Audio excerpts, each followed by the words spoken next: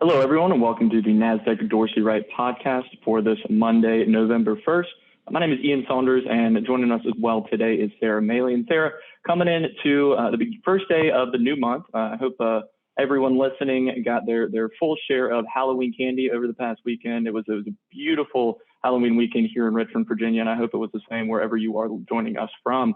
But coming in here to the first trading day of the month of November, getting some gains across the board for most of the broader indexes, at least during morning trading on this Monday. Specifically, we saw the S&P 500 rally to mark a new all-time chart high this morning before pulling back a little bit in the afternoon. We also saw the Dow push higher as well on its default point and figure chart to cross above 36,000 for the first time. So we'll see if it's able to close above that mark by the time the market closes this afternoon. But definitely a good sign to start off the month of November with some positive gains for most of these indices. And as we're beginning the month of November, we're also transitioning into the historical seasonally strong period in the market. For those of you who might not be as familiar, we have pieces that we come out with throughout the year, really at the beginning of the month of May and then at the beginning of the month of November, looking at market seasonality. So that old market adage of sell in May, go away, come back in November. Well, we're now back in November and coming into what should be the seasonally strong period for the market, the seasonally strong 6-month period in the market that runs from the beginning of November through the end of April of next year. We have a study that we come out with each year that looks at just how well this adage holds up, how strong is the strong period in the market, and looking at the Dow Jones Industrial Average, and how weak has the weak periods typically been. And in looking at the most of the broad history, we see that the bulk of the returns, for the bulk of the positive growth that we've seen for the Dow since the study began in 1950 does generally come during the seasonally strong period. However, we're ending a 6-month period that we ended last Friday that saw the Dow pick up over 5.7% from the end of April of this year through the end of October. So definitely not necessarily in line with the broader market adage. And this seasonally weak period, this positive gain that we saw during the seasonally weak period, actually marks the 6th consecutive seasonally weak period where the Dow actually gained, where we saw a positive return for the Dow during those seasonally, at least historically seasonally weak 6 months.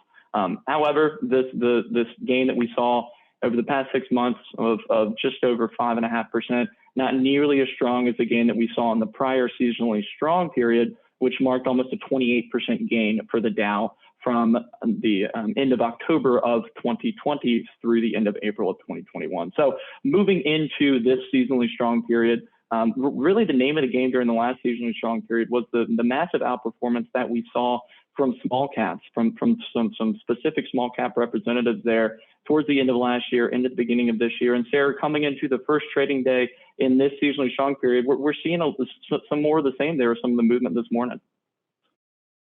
Yeah, so we're seeing a really nice broad small cap rally. Looking just at our broad representative right here, the iShares Russell 2000 ETF, symbol IWM. IWM is up 2.44% today.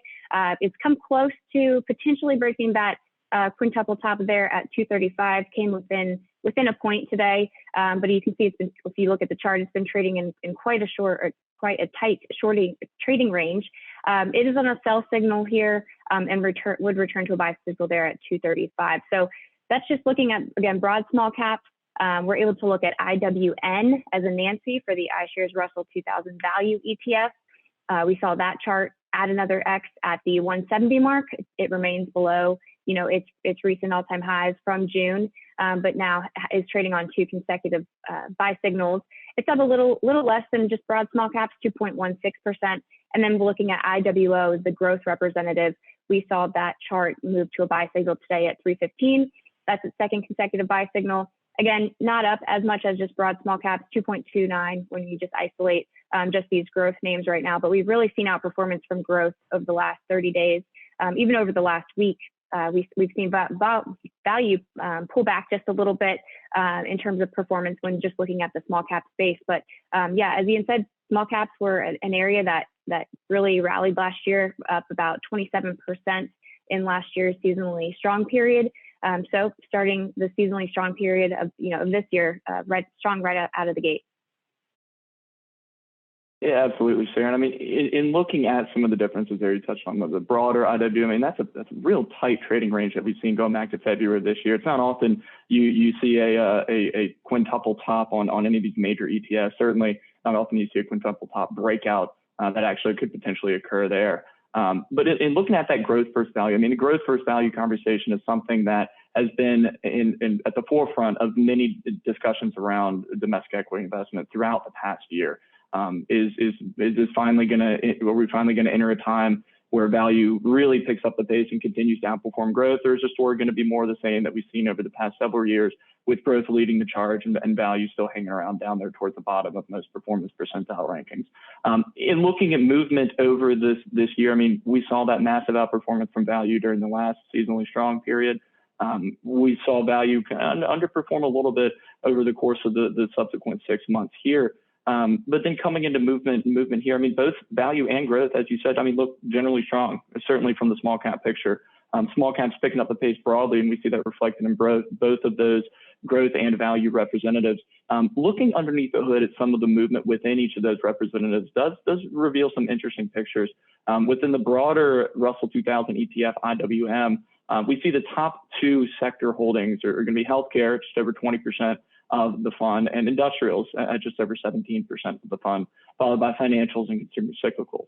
A lot of that healthcare exposure, and looking at the value versus growth, a lot of that healthcare exposure does seem to be stemming from the growth side of things, with the broader Russell 2000 growth ETF, ticker IWO, showing an overweight towards healthcare at over a quarter of the fund, over 26% of the holdings of IWO.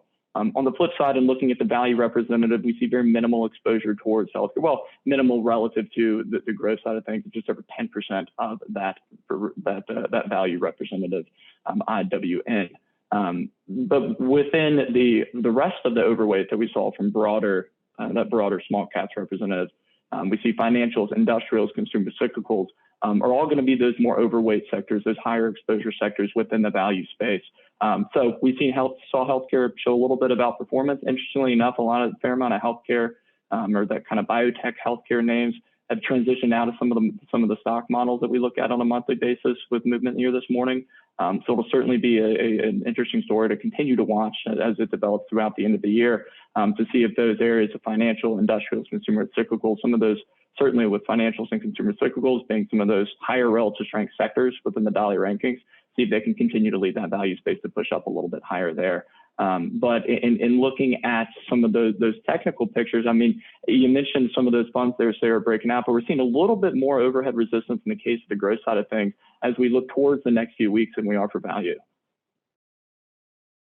Yeah, so looking back at that chart again, the iShares Russell 2000 Growth ETF, as Ian mentioned, hitting that level of resistance there at 315, although it did give a buy signal there today. Again, second consecutive buy signal, which tells us that demand is in control. Has quite a level of resistance to move through at 315. I mean, this resistance dates back to March, with the additional resistance around 320. This fund hit an all-time high in February at 335. So, we still have quite a ways to break through, but looking just from a fund score perspective, has that nice 3.34 fund score, 2 weeks of positive weekly momentum, about 20% overbought here, so right near the middle of that trading band. And again, that consecutive buy signal today is a positive sign. So from here, if you want to, you can set a price alert at 320 or even 325. And then again, this would hit an all-time high at 340, which would take out resistance dating back to February. So in terms of support, we've just seen this chart really range bound, this year. So we see nice support, initial support at 290 with additional support at 285 and 280. So really between that 290 and 280 range. If it were to break to 275, that would mark a low for this year. We have support back from January right around that 280 level. So just looking at the chart, you can just see visually how tight that range has been and how we've really, come up to these levels of resistance, not been able to break them and just reverse down and just to meet support that we've seen before. So again, today's breakout is notable. The last buy signal here happened in September. So it's been a little while since we've we've seen a signal on this chart, and then, again, that 320 level is something that we'll be watching closely. Absolutely. And I mean, on the value side of things with IWN, as Sarah said as well, the fund gave a buy signal back there in mid-October, pushing a bit higher here in the first trading day of November, up to 170, also at resistance. So both the value and the growth at resistance there, like we see from the broader representative. But nonetheless, the space with each of those representatives pushing higher, over 2% higher at the time of this recording on Monday. So will certainly be an interesting relationship to take a look at there as we move through the final couple months of the year here. So with that, I think that wraps up most of what we were looking to cover this week, Sarah. And I want to thank everyone very much for joining us here this week, and we look forward to having you back next week.